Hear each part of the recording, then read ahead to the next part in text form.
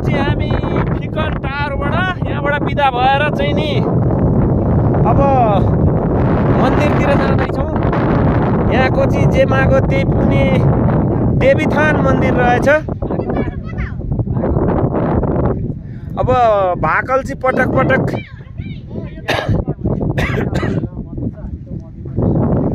मन्दिरमा जान लागिरहेका छौँ। सीताको पुरा पुग्छ रे। पुगिसकेपछि राम्रै भाउ चाहिँ मिलोस्। यहाँनिर चाहिँ अब हामी किन जाँदैछौँ भनेदेखि बिस्नालाई यही वैशाखमा बिहे होस्, एउटा राम्री भाउजू आओस्, जति जान पाऊँ भन्ने यो माग्न जाँदैछौँ।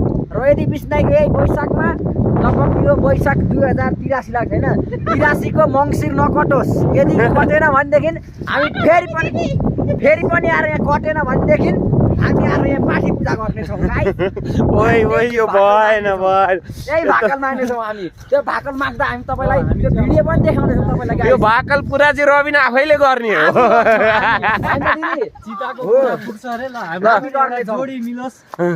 सबैलाई जोडी मिलोस्। मेरो जोडी मिल्यो भनेदेखि म पनि एउटा पाठी पूजा गर्छु। लोकल भाले ल झोला त छुटे होइन नि, दाइहरू हुनु चाहिँ झोला खोइ झोला भाकल ए झोला होइन त दिदी। यदि बिस्नाईको यही वैशाखदेखि 83 को मङ्सिर कटेन भनेदेखि हामी एउटा पाठी पूजा ल्याएर गर्ने हो नि त। बिहे चाहिँ हुनु पर्यो। बिहे भयो भने मङ्सिर कटेन भने पाठी पूजा हो क्या।